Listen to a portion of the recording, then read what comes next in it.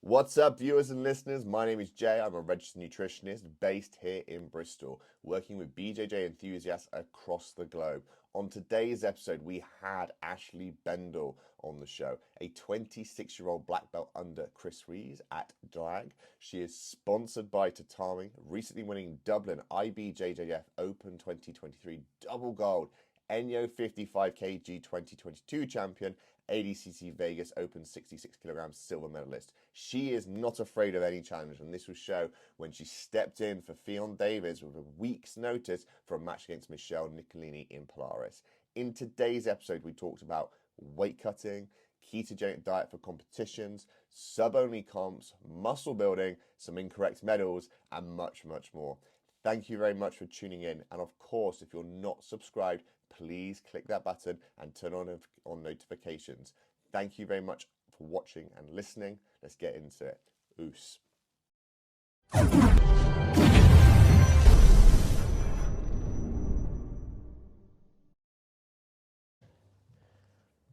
Okay, cool. That's recording, and I'll come on, jump on here. Right, that should be all good. Sounds all working. I'm in the middle of the day. That's fine. Cool.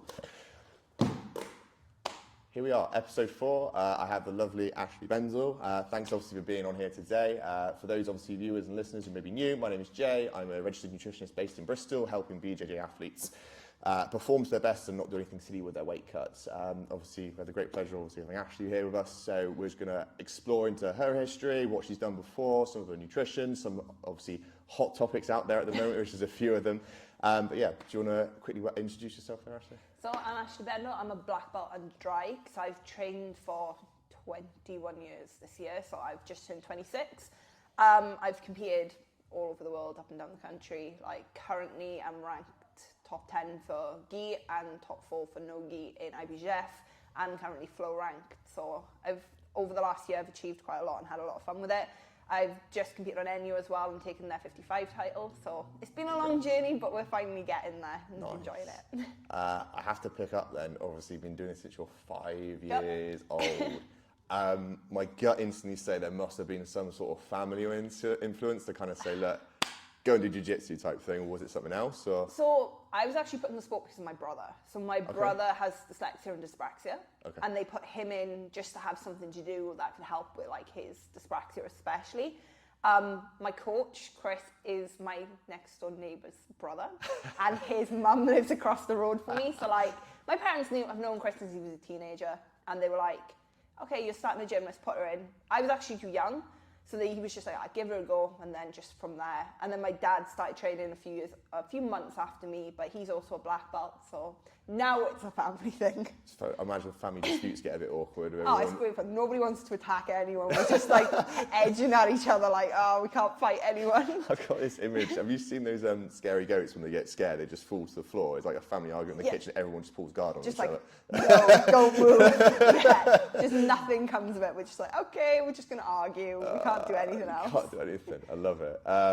Obviously, Chris Rees, being obviously his brother being your next door neighbour and stuff. I think I read somewhere he was the first black belt from Wales. Yeah, first Welsh black belt, yeah. Wow, that must have been obviously interesting to have that as well, potentially your next door neighbour type thing. Yeah. Which is really, really cool.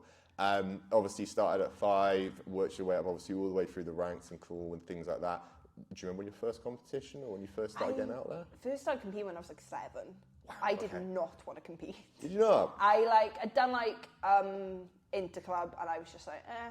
And my parents were like, do you want to try this? They never forced me to do anything. I think my brother was competing anyway, so they were like, do you want to go? Well, you have to go anyway. You're sitting there anyway. So like, do you want to just jump in? I was like, yeah, cool. Okay. And basically won gold, and then from then I was just like, I want to compete all the time. I got McDonald's at the end of it. I didn't care. I love it. Just giving you food as a reward. It's like, right, not even worried about the gold or the reputation. I'd be playing with my Nintendo Switch at the side of the mat and my dolls, and then I'd fight and then come back off and play with my dolls again. I love it. Is that going to be the celebration meal when eventually you win ADCC? You should see us after we win any tournament. We're all just like, how much food can we eat? Okay, that's cool. So you're competing from a very young age, and obviously the whole family seems behind it. And obviously you mentioned your dad being a black belt and stuff like that, and your brother, which is cool. When it came to that competition, and obviously you mentioned that you started obviously at a young age and obviously had that there must have been a moment when you kind of said, right, this is just more than, let's say, local competitions. What belt was it, out of interest? I was 17, so I was a blue belt. So Okay. I was actually older than people think when I kind of went, this is what I want to do. I wanted to do jiu-jitsu as a job, whether that was coaching, but like competing at the time never brought in money. Like, you've got to think, it's nearly 10 years ago that I actually decided what I wanted to do. But when I was in school, people would be like, that's not a realistic job to have. Yeah, I know. Yeah. They were like, you want to coach jiu-jitsu, that's not realistic. And I was like, yeah, but that's what I want to do. I ended up settling in school on I wanted to be a physio. Apparently that was more realistic than me wanting to teach jiu-jitsu. And then like eventually I just had to compete more, and I qualified as part of the juvenile team at the time. We did trials for the Abu Dhabi World Pro. Nice. And we could qualify as part of teams. And I qualified as part of Team GB for their juvenile team. And that was the moment where I was like, yes, this is what I want to do. And then from then on, I kind of started to force my parents to take me to tournaments everywhere. Like, I forced them that year to spend a holiday in Paris so I could compete. I have to admit, it's something, even at this early stage of my blue belt career, of trying to convince the wife to say, do you fancy going to Dublin? And she's like, why? And I'm like, it's a really nice city, trust me, it's fine. Or like, I think the worst one recently, I think we had an athlete competing at Grapple Fest in December, and it landed on her birthday. And obviously the athlete we were working with was like, you coming up there? I was like, I'll see what I can do. And I was like, do you fancy going to Liverpool for your birthday? And she was pretty like, all right, we'll go, fine, no problem. And then she was like, why else are you going to Liverpool? And I was like, let's just go to this place called Fusion Nightclub. And she's like, what? And then she put and she just put two and two together and was like, no chance. I don't want to be doing that on my birthday. She doesn't do jiu-jitsu really for listening and viewing type thing. She's into a show jumping. But anyway, okay, cool, that's fine. So you made that decision. It wasn't as if like you were encouraged or like had any self-doubt about that type of thing to kind of go pro, if you want to look at it like that? So like, I've always had encouragement from my coaches and my parents. They basically were like, you can do whatever you want to do. My agreement with my parents was, if I got an education, got my degree, then they'd fund what I needed. So like, they'd help me as much as they could.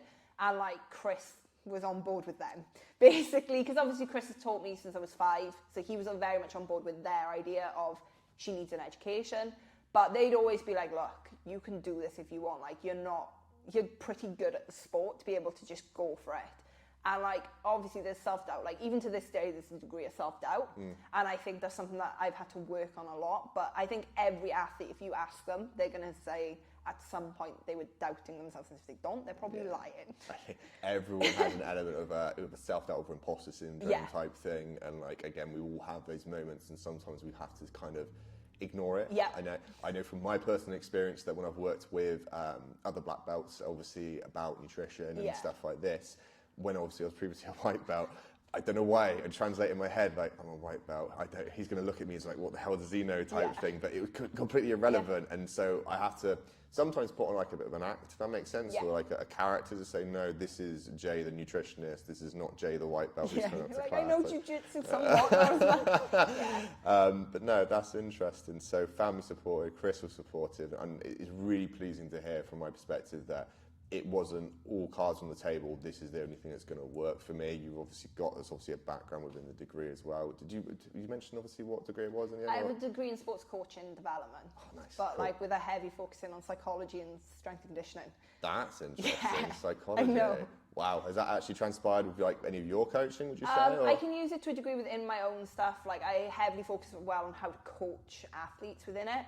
But at the moment, haven't taken so much of a coaching role. I coach within the gym. And like, I coach heavily in our kids program. I'm one of the head coaches within the kids program, and I coach our core and comp class. But outside of that, like, I haven't so much transpired into a lot of my coaching, because at the moment it's trying to balance that coaching element with the competitor element, and just trying to make both things work the best I can. No, it's fine. I'm probably on the opposite side of myself of obviously how I'm wanting to train as much as possible, and I'm like, hold on, you're a hobbyist, you're not going to ADCC. And I have to say this to a lot of clients in all different types of sports, is that they'll have the passion for it. Obviously, we can all vouch for when you get the bug for it, you just want to be in here all the time doing as much as you can.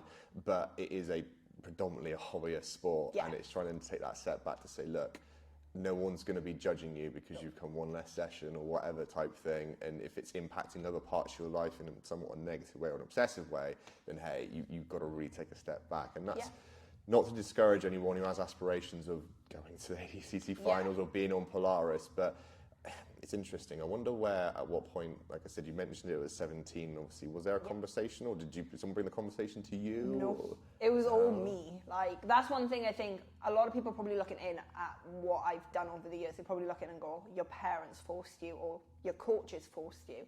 And not once did they ever, like, kind of go, you have to do something. And, like, when I decided I wanted to make it a career, it was all me. And then I was like, it's what I want to do. And I think my parents kind of had that idea anyway, that they kind of knew if I could, I would. And then it was just finding a balance to be able to earn money. Yeah. Because jiu-jitsu, unfortunately, is not a money-earning job. What about? It's millions, I heard. That's what Gordon makes. And isn't everyone else the same? Yeah, everyone else, and we're all rolling in it. Yeah. That's what we all teach jiu-jitsu as well. But, like, it was one of those things where I was kind of like, I wanted to do it, and it was just kind of find that balance of how I would do it. And like, I never got forced to do it, and I'd always push out and be like, hey, it's what I want to do. Ash was like that slight bit ahead of me, so at that time, he's probably about 21, 22, because he's only just older than me, so it's kind of like he, I think, had just started traveling to compete. So he was out competing, and I was kind of seeing that, felt it myself, and I was like, this is actually a possibility if I want to. I've just got to work my ass off to do it. And that was kind of like that realization then. Not to be negative on the point, if Ash didn't have the progress that he was having, do you think, not even to say that he taught you obviously to where you are today, but seeing what he was doing, do you think you may have not even got as far if you didn't see that pathway from him all of a sudden? I would have probably still gone down that route, because I wanted to go down that route since I was like 13-ish within jiu-jitsu. Yeah. But I know, like, Ash's impact on me has been very big, whether people realise it necessarily or not. Like, he's brought a lot back to this gym. When he's travelled, he's brought techniques back that none of us had ever seen. And was like, we need to be doing this. Especially when he travelled to the States for the first time. He came back and was like, this is their coaching style. They done this awesome. We're doing this really well. We done it better than them, but they done this better than us. And it helped us build as a team as well. And obviously, because he was out there winning majors or like podium at majors and doing stuff like that, it definitely helped us to be like, wait, I can do it. And we were all pushing each other. If you ever see our training room, like for squad, it's literally just everyone throwing down and then like dying in the corner, like, good job, just hugging each other and just being like, it was but we've had to do that to get where we are.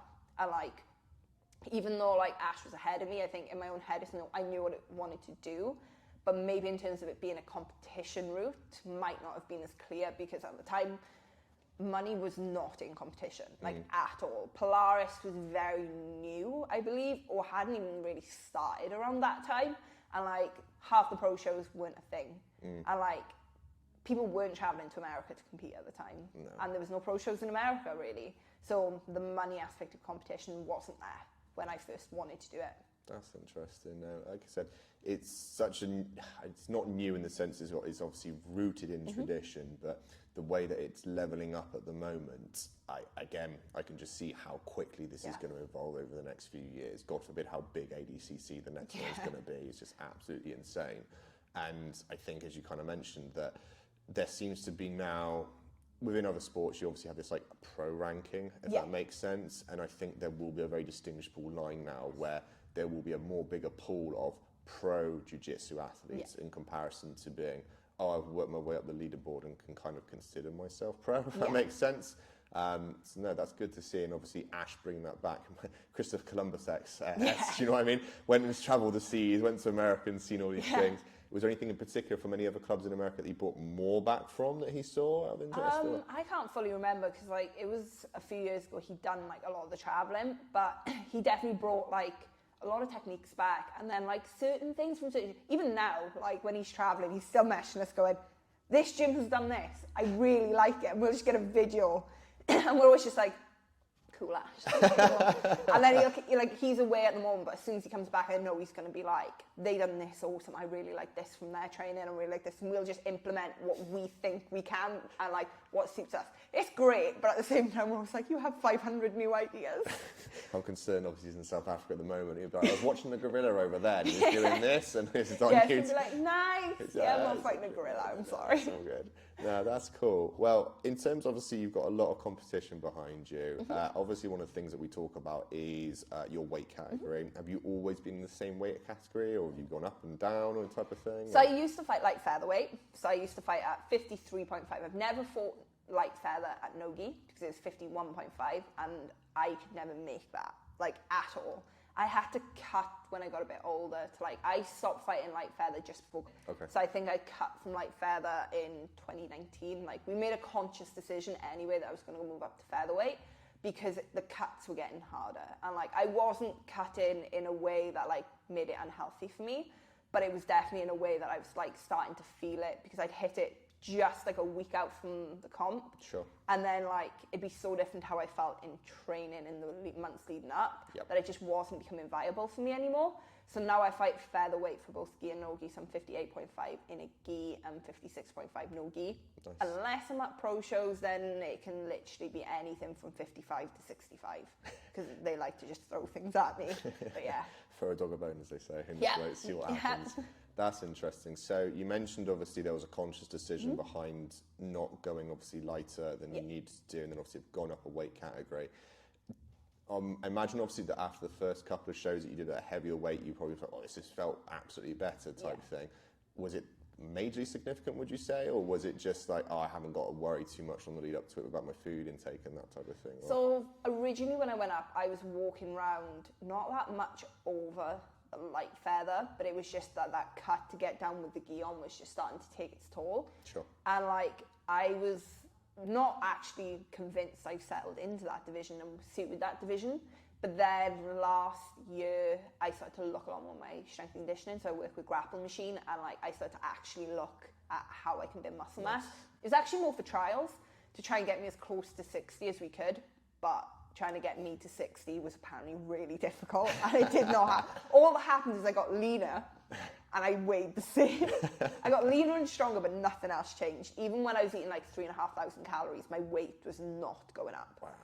Yeah, I know. Someone would just pin you to the floor if that's even possible. We were say, just stop like, moving as much. It was just like, why are you doing this? And like, I remember weighing in from the trials in September to the trials in May, I was the exact same weight. Wow. Even like doubling my calories and upping my strength and conditioning to 3-4 times a week. Like, my body was just like, no. And yeah, I know. That's really, from my point of view as like a scientist, you get sort of, as I refer to things, that you get like an experiment type of thing. And when you see these things happen in front of you, you're like, wow, this is incredible. Yeah. And like, when, let's say, as you said, your weight didn't move at all, my brain's racking away. It's like, okay, what else could we have done to obviously then move that up type thing? Was there something else we were missing out on there, or was there some metric that we weren't aware of type thing? I think all we realised was I was actually under-eating originally. Very so I tracked my calories. Nice. And like, Tom, who works for Grapple Machine, I was like, this is how much meat, and he's like, how are you surviving right now when you're training that much? Because I think I was eating between 1,200 and 1,800 calories a day. I know. Unintentionally, it wasn't ever me being like, this is what I don't want to eat. But like, I literally got to a point then when I was doing the 3,500, I was like, how do I hit these? He's like, just eat anything at this point. If you have the calorie and like the macros and stuff hit, just eat anything. He's like, just bump up your calories a bit more with it. And I think I started to just like put peanut butter in like everything. It's normally the first port of call. Cheese is the other one. Cheese is so good.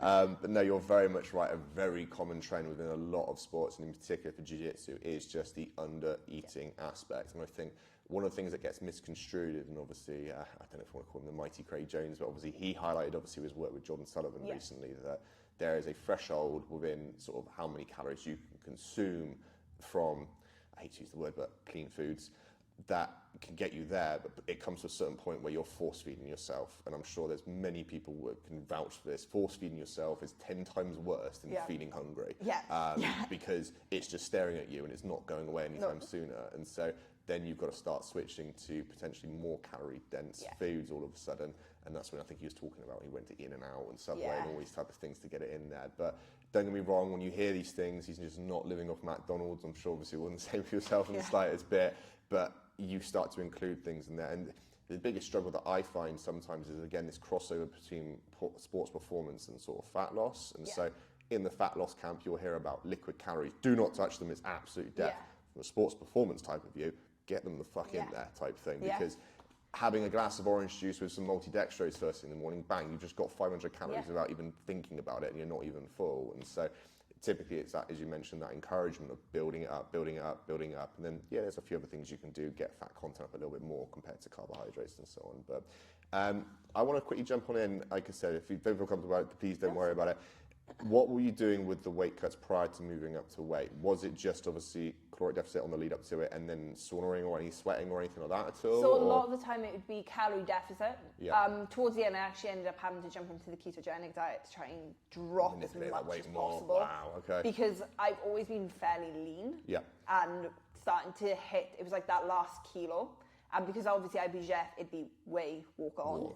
I didn't always have the time to rehydrate. So it's kind of trying to find that happy medium of being like, okay, if I drop down the ketogenic diet, yes, it's not ideal, but I can maintain my fueling right until I go on the mat.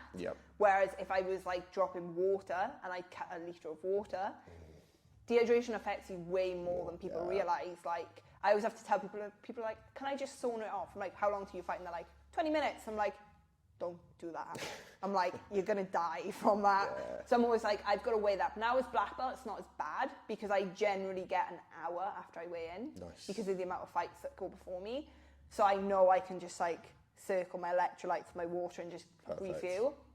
But like back then it would be ketogenic diet. At the end would be just that. And then if I needed to, I'd water cut, but I try not to do as much water, like saunaing. I'll water load if I need to, and that will help me a lot, or somewhat. It varies, obviously female hormones don't always allow for water loading to work as well as like for men, but like for myself, like I'd maybe do it at the end, but I try to avoid hot baths and saunaing, especially for IBJJF. Day before weigh-ins, I'm a bit more like, or if I've got 12 hours between weigh-in and fight, I'm like, I can deal with it. But anything IBJJF or like weigh and walk, I'm like, it's not worth my time. No, it's music to my ears to hear that that's the order you've done it in. I'm sure, obviously, from the people that you've come across, or even people in here, like and that type of stuff, in the sense that you hear some of them talk. Again, I was at a competition a few weeks ago, and you hear talking, I had to sauna out a little bit this morning before I made weight. And I'm like, you've known about this for so long, right? And I'm not, again, to be here encouraging you should be weighing yourself all the time and everything like this, but on the lead up to a competition, they'll give you at least 3 days notice to say, do you want to change your category, right? Have a look and kind of go, well, maybe that's not going to work out right well, and then move up. Because the biggest detriment, I say to people, and they don't really understand it, is the fact that you start reducing water and fluid out of the body. It's not the fact that, you'll be dehydrated, dry mouth, a little bit blurry. You have water around your brain, which holds it in this nice little position. Yes, we're not in a, like, contact sport where I'm going to punch or kick you in the face. Don't get me wrong, we will get a knee somewhere at some point type of thing. But it takes, actually, speaking of which, your face planted before. It's just I face plant a lot. It's really bad. And so the idea being, it's just that contact instantly. If you haven't got that there, it's just going to have problems with things like concussion. And the idea being is like, I hear little stories, obviously, from Mikey Musameshi, who said that he just was in the middle of the mat, feel like he was just about to pass out type of thing. And I'm like, kudos for you doing so well in that detriment type of thing, but how much more better could you be if you were in that position? And it's good to hear, obviously, again, it sounds like you had some guidance with that. And as you mentioned yourself, being a lot more leaner, and so you'll see a lot of athletes who've got more muscle mass on them, that carbohydrate reduction or glycogen reduction out of the muscle group is obviously something. And so for any obviously viewers and listeners out there, that you'll see very muscular athletes who are able to manipulate a weight somewhat more than other people because they've got all this glycogen stored within their muscles because of it. So no, obviously some very good things from there. When obviously it's come to that, you've obviously moved away from having to do that now. Similar sort of structure without the ketogenic spin on it type of thing for yourself? Or? So now I actually don't have to cut weight at all, basically. I walk around, for my nogi, I walk around within weight, but I can literally, like the last week or so, like, just tailor my diet a little bit, just to drop a little bit. Like if I need to drop out fibre a little bit more, just to bring that last bit down. But I'm normally there or thereabouts, unless I'm fighting 55. Like when I'm fighting 55, I don't agree to do that unless I've got a lot of time to weigh in. Perfect. So I can like cut weight a little bit. Most of the time, I literally just stop food and drink early the day before, dry out overnight, and then just wake up, go and weigh in. I'm really lucky, like Chris has been in an MMA background for God knows how long.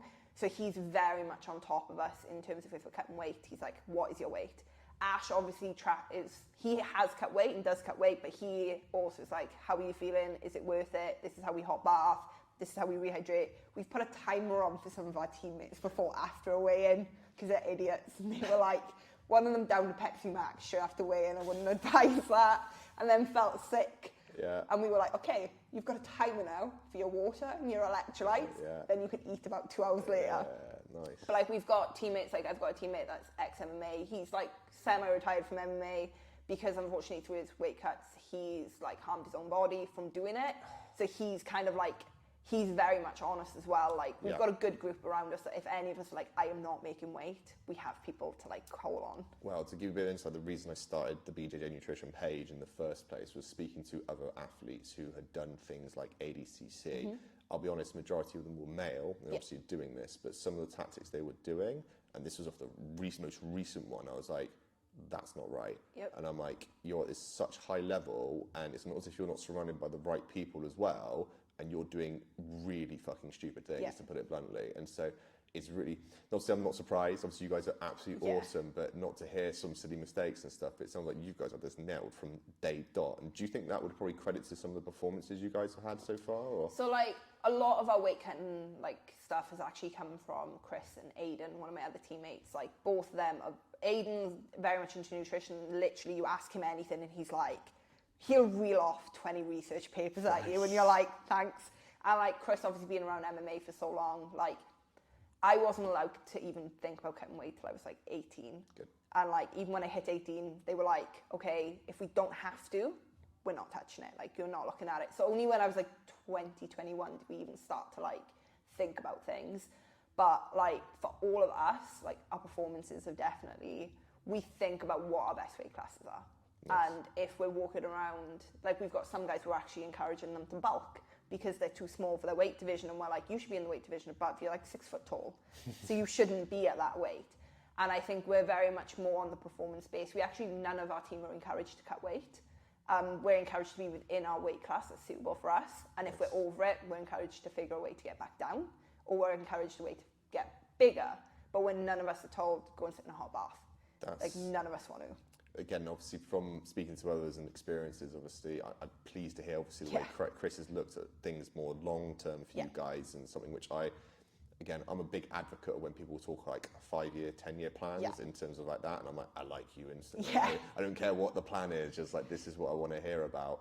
And obviously there's different things that are coming through, and I know obviously at the moment there is definitely a crossover from other sports such as MMA, boxing, Muay Thai, and this type of stuff. And as I think you mentioned, it was Aiden, obviously he's coming through obviously the research and stuff. Again, a big tick in my box in the sense that sports science has come so much further now than where it used to be. That it's no disrespect to the veterans of the sport, but your way has been improved in somewhat, and I'm sure obviously Chris has had some moments where he's been like, I didn't know this type of thing, and obviously they're not just being somewhat stubborn from like some of them can be like, I know what this is, I've done this for years. I've watched Chris pull fighters from fights and help them miss weight. If they've been at a point where they're cutting weight and he's like, they can't keep going, he'll rehydrate them and make them miss weight. Not cool that they have to pull for the fight, but I know he's done that, and like stuff like that. I think a lot of coaches unfortunately are on we must do this. It's the old school mentality, like you say, with MMA especially. Unfortunately, the research behind MMA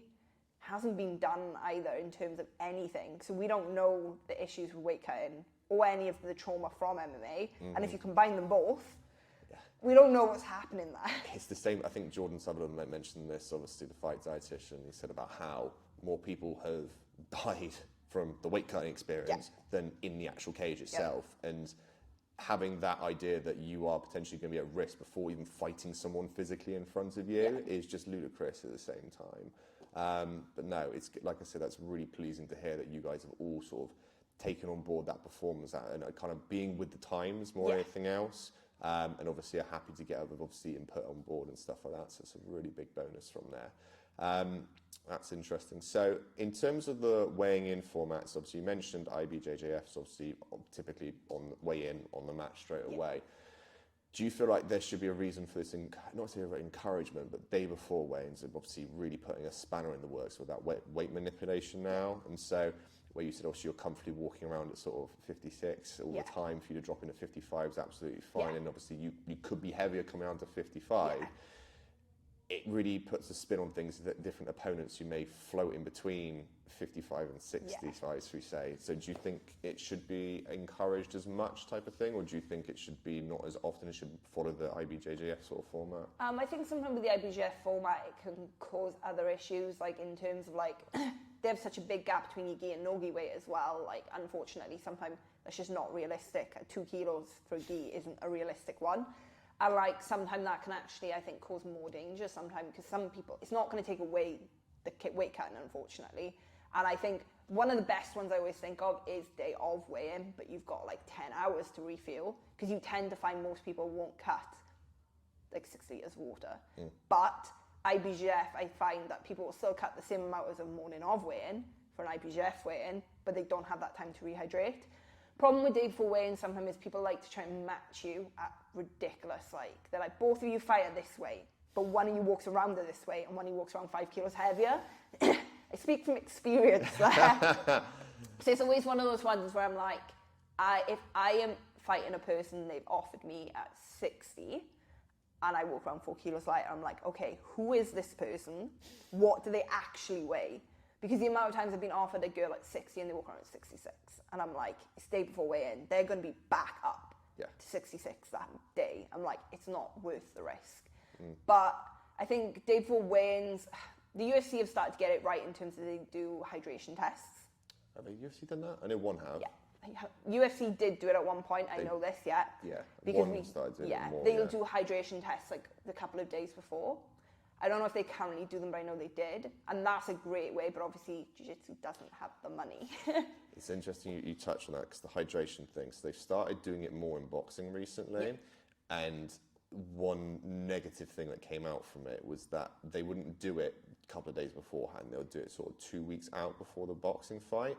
And what was basically transpiring is they were doing basically 2 weight cuts on the lead up to the boxing match. And I was like, it's already bad enough for one weight cut being stupid. We're now just going to multiply it twice before just to try and get them in range and stuff. But I know obviously one are becoming a little bit more on it in terms of sort of, okay, fine, hydration tests are done. They're just simply say, look, the fight, I think sometimes is still sanctioned, but the purse numbers obviously are reduced significantly. Part of the agreement, well, part of other people's consensus so far is that maybe we need to start looking at hydration tests, obviously on the outside of these competitions or beforehand, because then, as we mentioned, there's not much money in jiu-jitsu as it is. We can't even drugs test like consistently, so we have no hope with a hydration test. But I also think from the athlete perspective is that, let's say you've got £1,000 prize money coming up all of a sudden to be sold, you're going to lose 50% of that if you're not within this region already. Might encourage them to sort of buck up their ideas a little bit and say, look, we're not MMA guys, and my biggest thing is I want us to learn from other sports the mistakes they've done and just not simply repeat them and go like, oh, we didn't know about this. Like, you've got something pretty similar to you and we've seen these problems obviously with it type of thing. But no, it would be interesting. ADCC experience then, obviously we're chatting about, you mentioned a lot of them were getting IVs and stuff like this, and again, it comes kind of into the close talk, obviously, with the steroids use, it clearing out their system, this type of stuff, and then obviously IVs is good for hydration. I was speaking to a very well-known, obviously, jiu-jitsu guy. I'm kind of a fan, so I don't want to call him out on this. But he also, too, mentioned that majority of the high-end guys are using IVs, even if they're not weight cutting, just to feel better, quote-unquote. Now, I could be dark and mean and say that they're clearing all their system out with steroids and stuff like this. Likewise, there are benefits behind obviously having IVs. People use it for hangovers in Vegas, etc. But it just seems to me like it shouldn't, again, it just seems like it's encouraged at this top level at the moment. And everything trickles down to the point of the way you guys talk about your weight cutting, you're telling the rest of the gym you shouldn't be doing this type of thing. When you hear of certain individuals doing 14 kilograms in 4 days to make weight for an event, which people won't see it's a day before weigh-in, they won't see that it's an event, and they won't see that it's obviously an opportunity to fight the top 5 people. They go, he's doing it, so I can do it before I go to All-Stars, Cardiff All-Stars, and all of a sudden. And that's my biggest concern. So when it comes to ADCC then, do you think they need to tighten up the rule set a little bit more?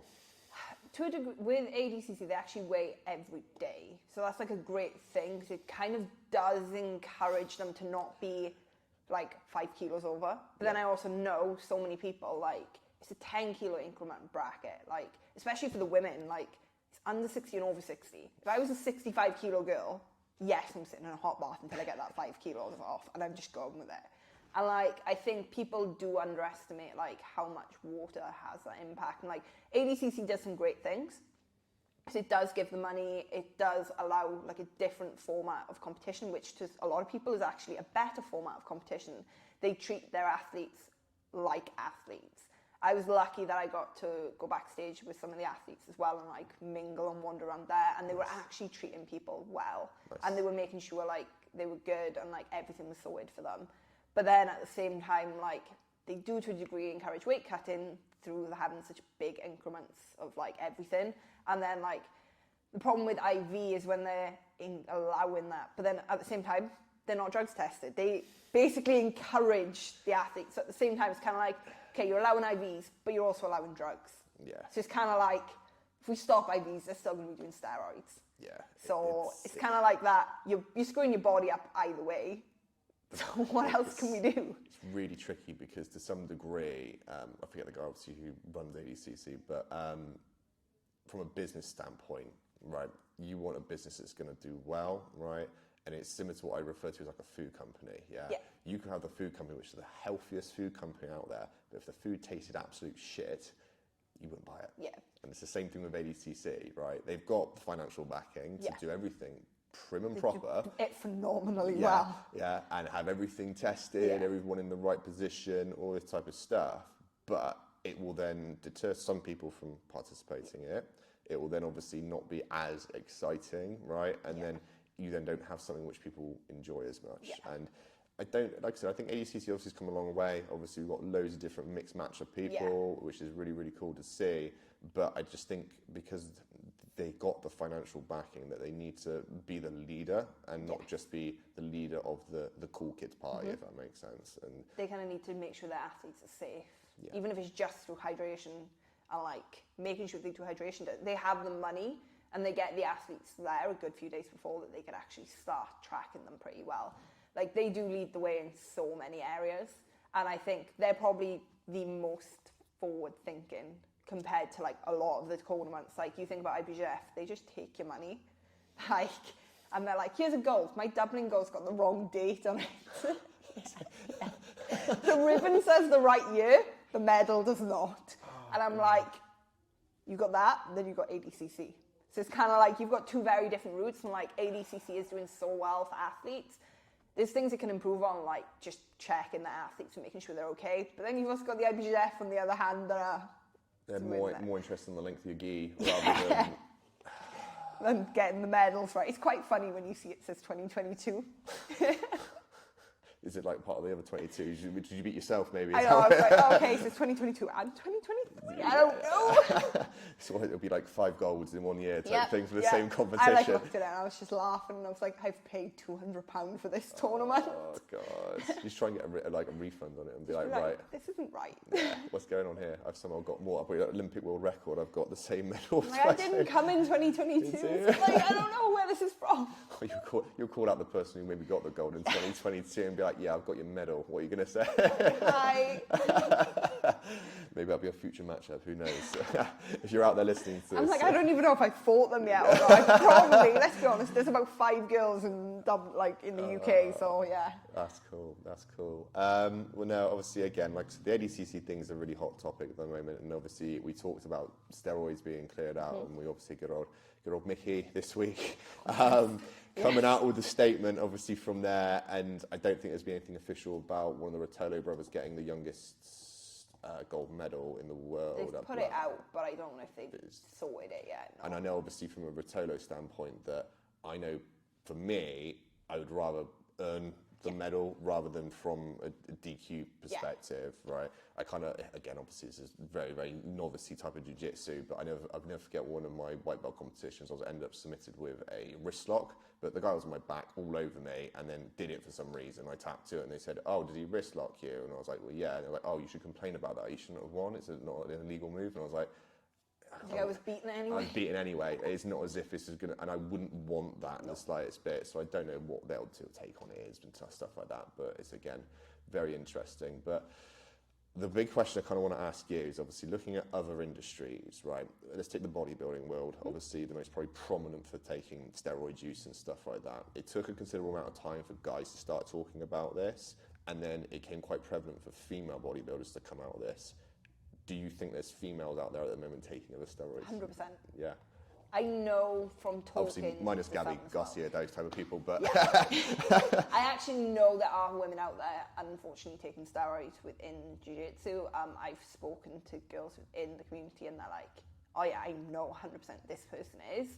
And unfortunately, I think for women, there's so many more side effects than men that some women are taking it and they don't quite know what's going to happen in the long run, because like female bodybuilders have obviously taken it, but even then their research into the lifelong effect isn't as much as we need. So like women taking it now, I'm kind of like, I'm happy being a clean athlete, and if you want to take it, then you go ahead, but like the risks to a female body is so much more than a male one, and the male ones are bad enough as it is.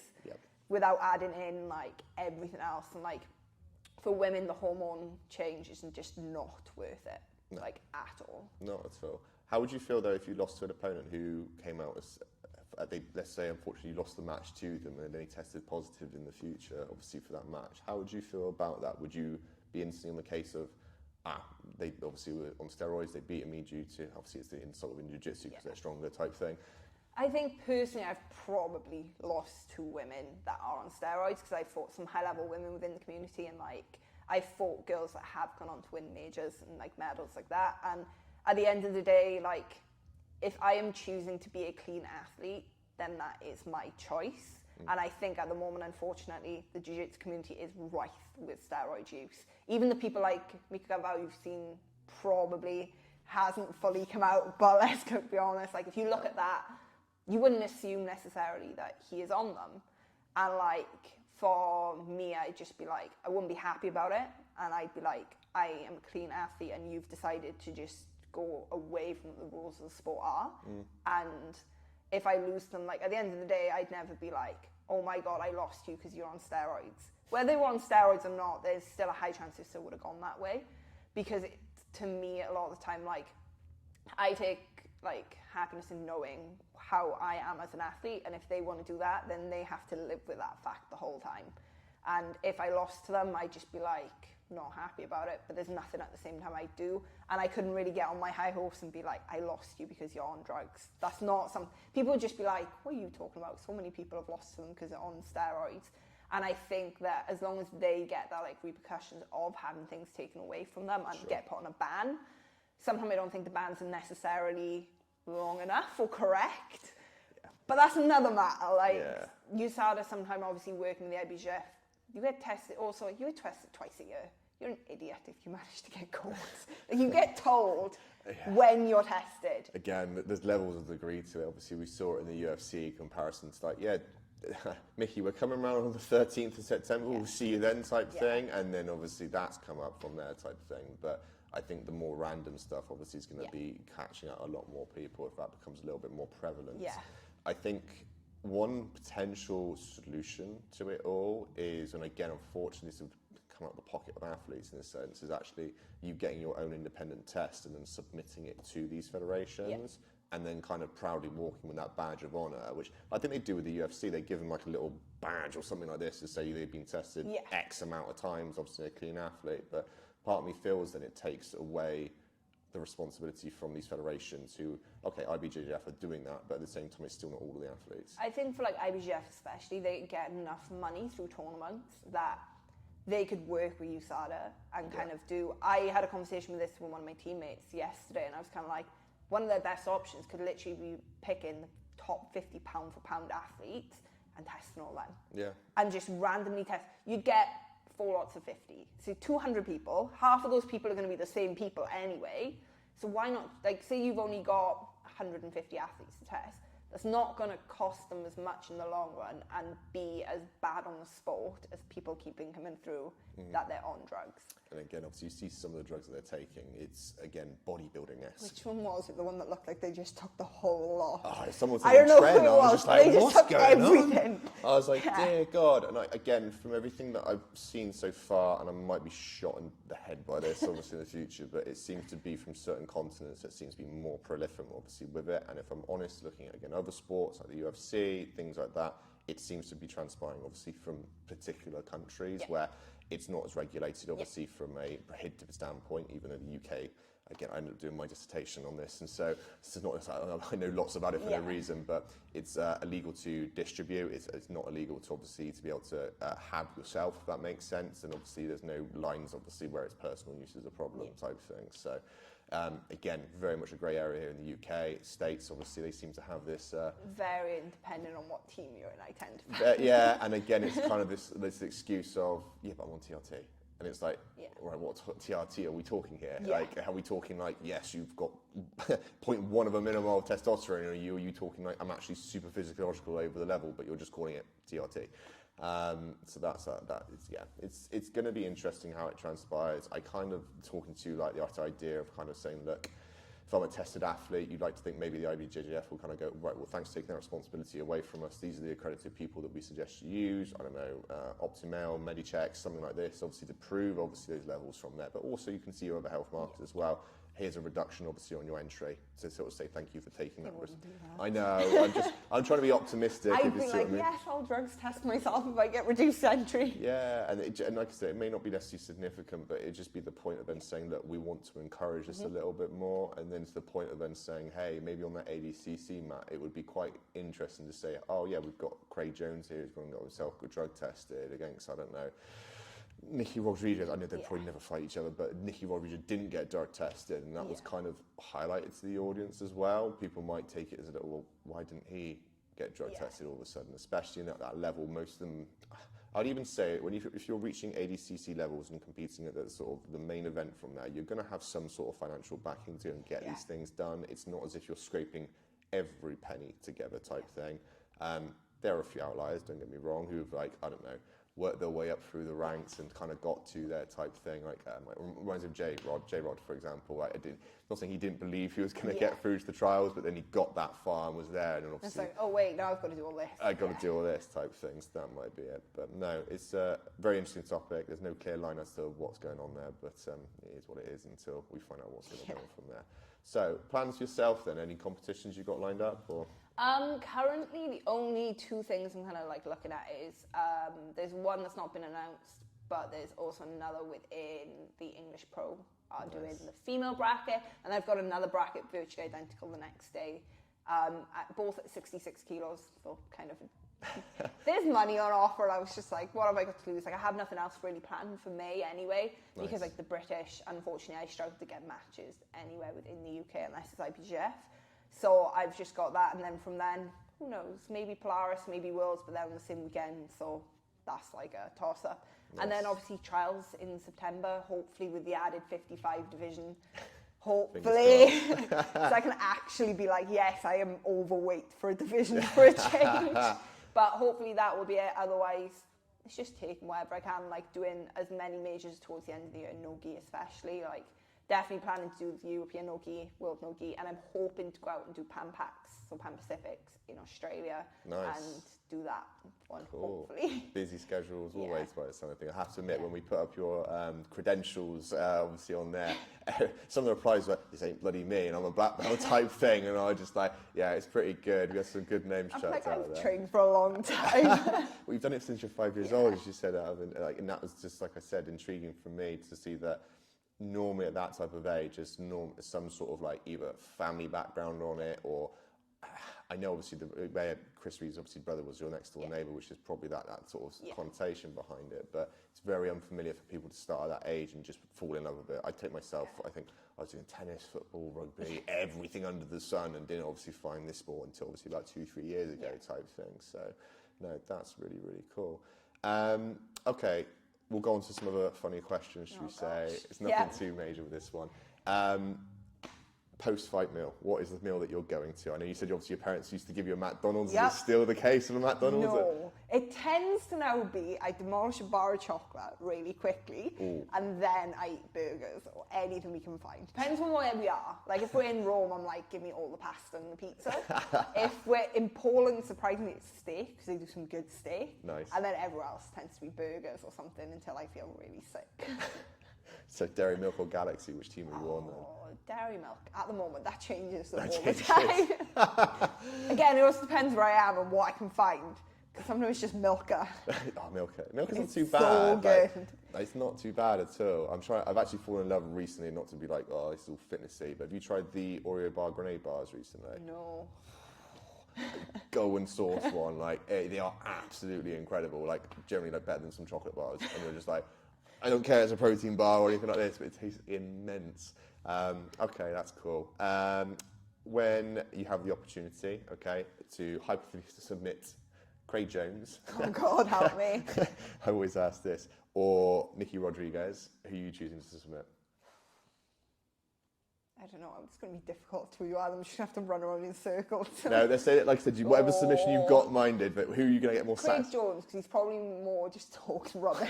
Everyone says Craig Jones. I don't know. It seems to go along with the fuck Craig Jones trend. That everyone seems just he talks a lot of rubbish towards Gabby Garcia, so I'm just like, well, that sounds like fun, right? Okay, next question off that then. What are you submitting Craig Jones with? I think a rear naked choke is just in my head. That would be really satisfying. You whispering some sweet nothings in just his ear like at the same squishing time. his head like, yes. Just be screaming in his ear. Oh, God. All right. No, I don't know what it is. Everyone just seems to want to submit Craig Jones. And I'm like, sure he's lovely, but I also want to choke him right now.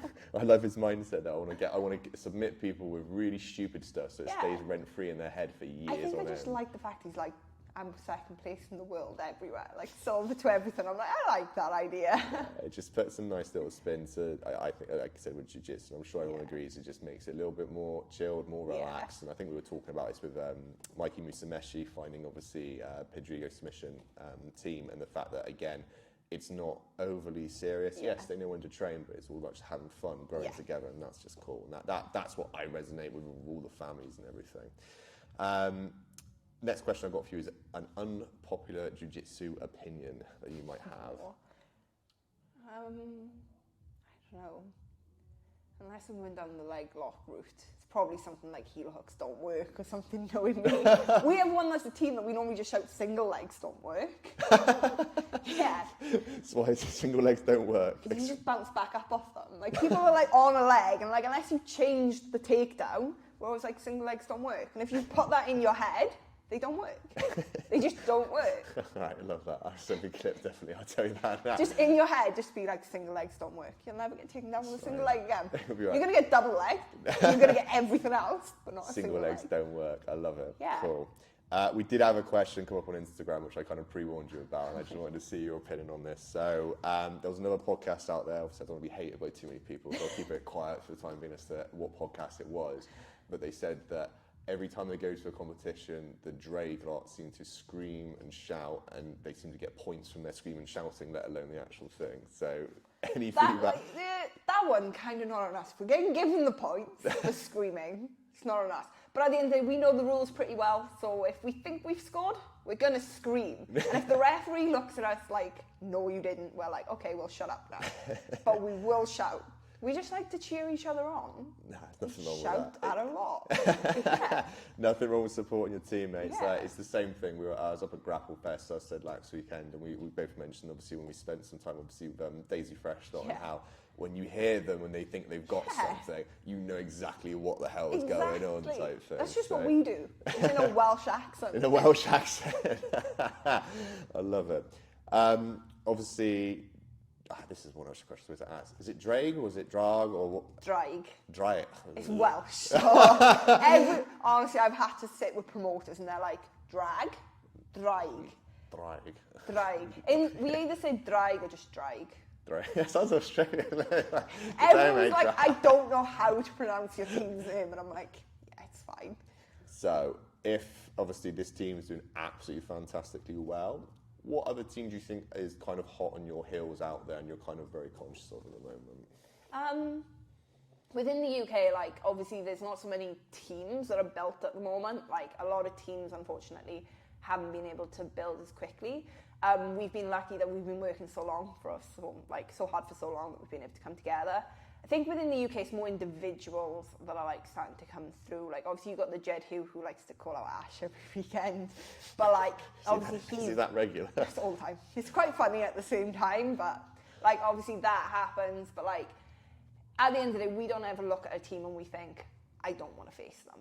We're willing to face anyone and everyone. People always comment on how we're competing every weekend, and it's better to compete every weekend than like hide away and be like, yeah, we're the best team, and none of us compete. Like, if I lose, I'm just like, okay, cool, let's go again. If you watch any of our team lose, we might pout for 5 minutes, but we get back up and we go. Like, one of our big things is if you lose, you cheer on your teammate. No matter what has happened. Like, they all went to Grapple Kings a few weeks ago, and before they left, Josh was literally that like... was in Dublin, wasn't it? Yeah, Josh was literally like, I do not care if you win or if you lose. I care if you get back up and just support the rest of the team. Am I right in saying you guys were down on points with that, and then obviously you came back to win, didn't yes, you? Yes, they went down. Yeah. It was like Team Wales, but I'm not gonna lie, half Team Wales was Team Draig. So it literally was like 5 extras, and the rest of them were like my team. So they were down on points originally, came back, and then they were drawing, and then it went to who had the most submissions. Yeah.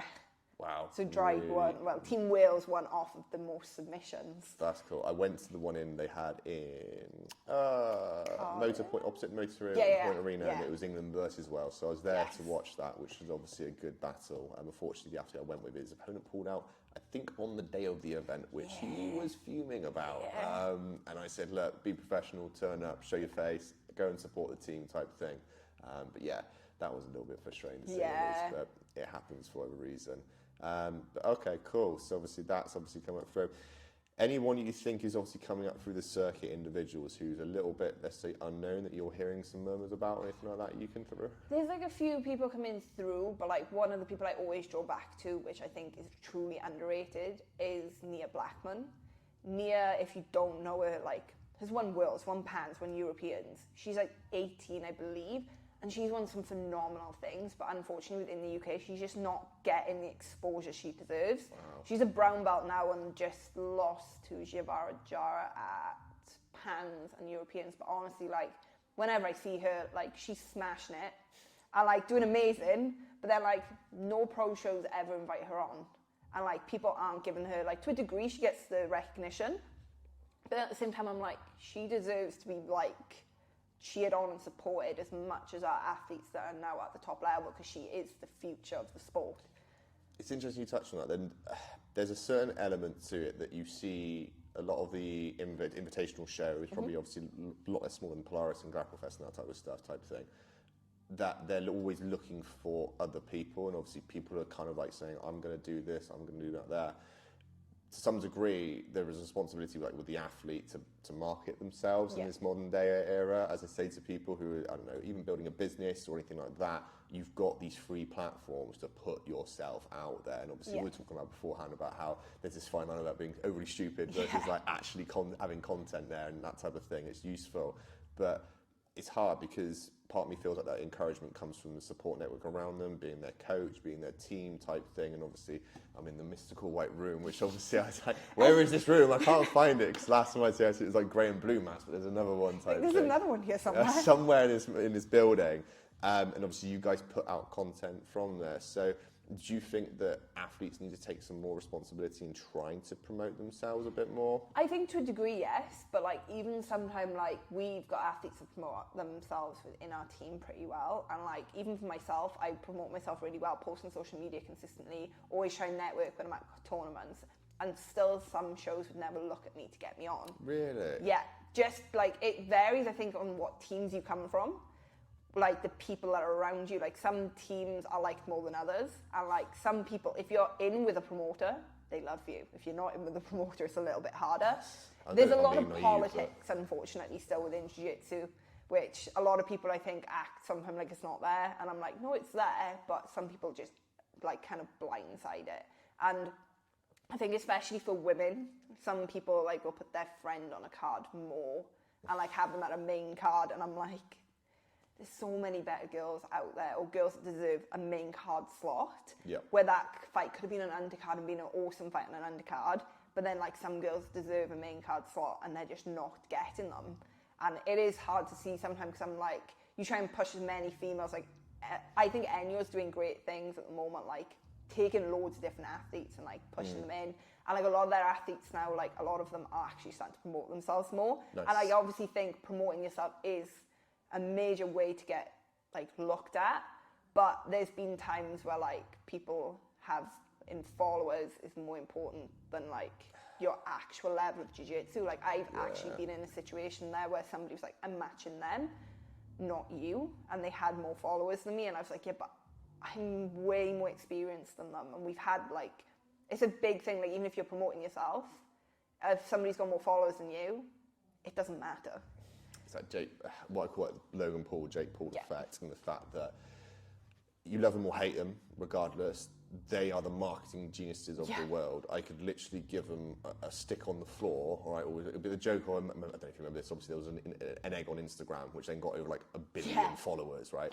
It wouldn't surprise me if they were behind it, because they just know how to do it, how to get the name out there, what to do type thing, and it makes no difference to it. But I can, again, it's my business head that comes onto mind and saying from a marketing perspective, don't get me wrong, the followers may not be legitimate, but in terms of getting the name out for it, it's fine. But then the responsibility of the athlete shouldn't be there to promote. I think maybe that's where the smaller, I don't know if it was smaller shows that were kind of picking that other one. Varies.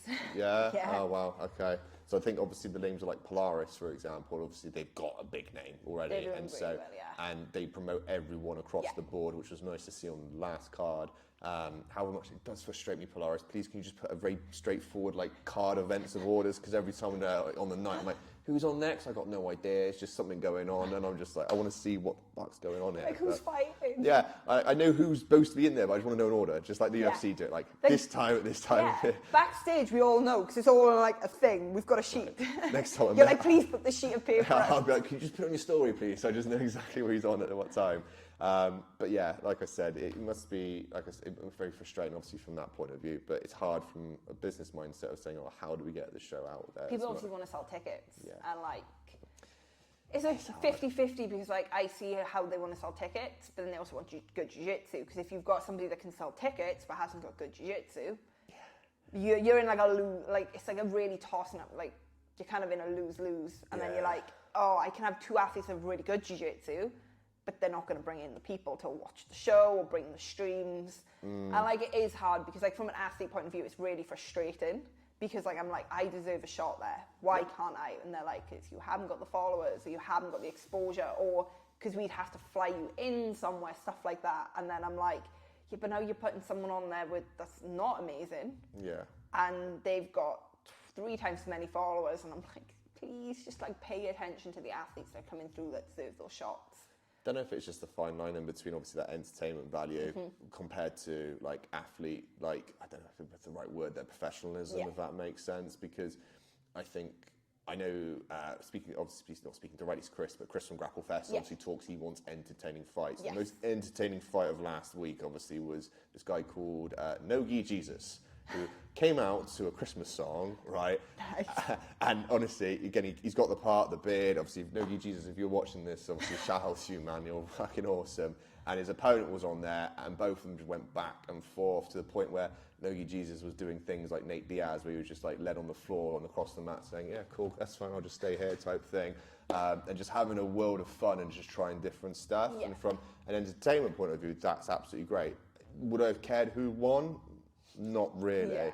And obviously, as you mentioned, the professional sort of level of it, you want to see high level, but then I don't know if it just falls down to what I call it the snooker crowd type thing, like someone passes their guard.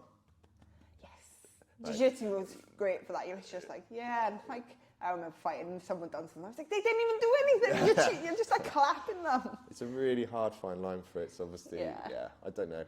I'll be interested to see obviously where the sport goes. But have you got any predictions for the future of the sport and what you think might happen? I hope that it grows as big as something like MMA, even if it's just the sub-only side of things. Because sub-only side of things, like I love gi. Gi is something I wish I could have like followed in the same way I have no gi, but unfortunately it's that you have to kind of give a little bit more to each of them. Do I think it could water down the sport like it did with judo and the Olympics? Yes. So it's kind of finding that balance between it. That would be good, like if ADCC took off really big, because if that took off really big, then it's already its own promotion. It's already solidified within the community, and we wouldn't have to change the rules. I don't know if IBJJF will ever be a spectator sport. From my point of view, no, especially when I fight. I know it's not a spectator sport if you watch me fight. So I'm like, that probably won't be, but I hope it does grow and like obviously like things become better in a lot of ways. Like, or hopefully more women be able to compete in weight classes that are suitable. Not like 70 to 95, which is... Yep, they're always great fun. Like, I hope stuff like that happens, and like obviously for younger athletes now coming through, there becomes more opportunities for them and like ways for them to grow and expand as athletes. From somebody who came from a young age in the sport, like I know how important it is to be able to have like the people around you. Like, even if I think it's so cool that juveniles compete on the same day as black belts at IBJJF, because it gives you that exposure to high level. But I think more stuff like that needs to happen. Or like having juveniles be able to be a lot more in pro shows and kids. Do they announce they're going to put rankings for that? They've just announced it. But the only problem is IBJJF only really compete kids in America.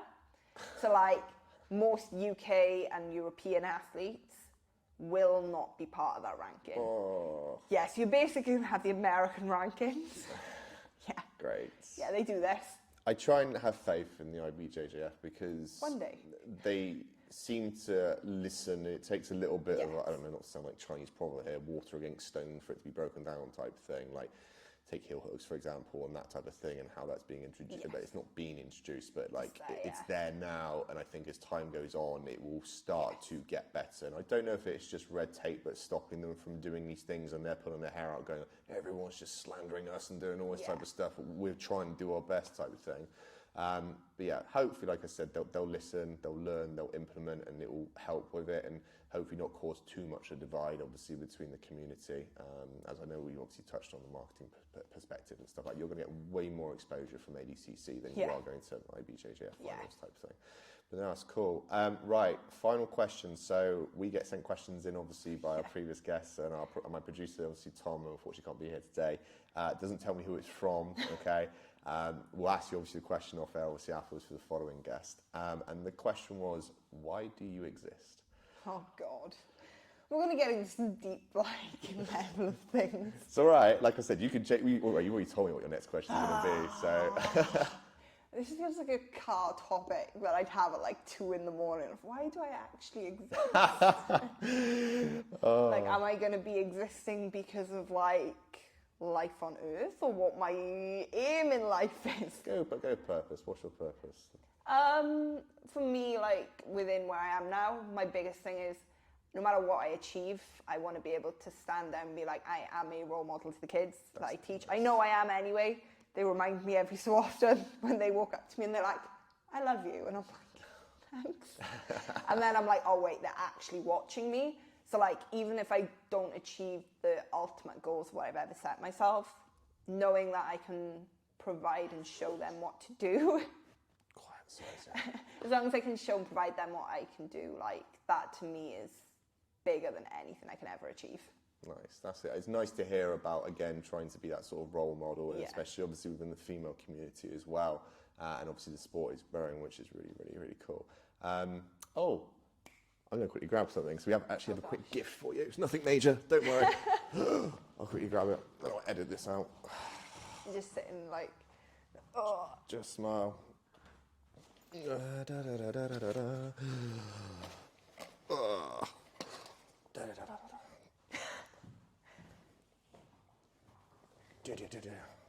are we doing for time out there? Doesn't even tell me on there. Great. Cool. I'll do the fake crocodile noise. Cool. Again, Ashley, obviously, thanks for being here today. We are giving this little gift, obviously, to all our little guests, but it's just a little badge type of thing. Put it on your gi, put it on your bag, whatever you prefer type of thing. Just say thank you for your time today and everything like that. Any shout-outs to sponsors, offers that you've got here, or anything like that? Obviously, like my team, like Draig is growing, as people know. Obviously, like I train here at CRA, which is under the umbrella of Draig, and sponsored by Tatami as well, which most people somehow don't know.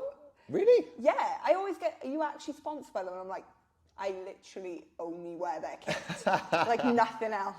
And then we obviously have Grapple Machine, who I already mentioned, helped me with my strength and conditioning. They're just down the road from me. I need to try and link up with them and do a podcast. He actually trains here as well. Does he? So Tom is one of our students. He was here earlier. Was he? Yeah. Oh, I should have lived with him. It would save some time. He lives down here and goes back all the time. Oh, okay. Yeah, and then you've got like some of his other, I think his brother. Yeah, you've got Jake. So Yeah, Jake, I know Jake. obviously. So I met Jake years ago on an ultra-white collar boxing event when they were doing like Zero to Hero stuff, and then knew about Impact Gym before they got both of them and everything like that, and so on from there. But both really nice guys. I need to obviously just catch up with them, so I speak to some of their, not speak to them as I know them and compete with some of them type of thing, but really, really cool guys and that type of stuff. But yeah, thank you very much, mate, obviously for spending the time here chatting to me. Apologies for all the tech problems and stuff. But yeah, obviously we may come back down. I'm sure we'll come back down to speak every once, which has been great to meet you and hear your story. Nice to meet you. Thank you. Awesome. Oh, my knees. Yeah, that always happens. I try my best not to shuffle too much, then I get up like an old man. I'm like, oh. I forget I'm not old, but old because of jiu-jitsu. Yeah. Oh, we did an hour. Wicked.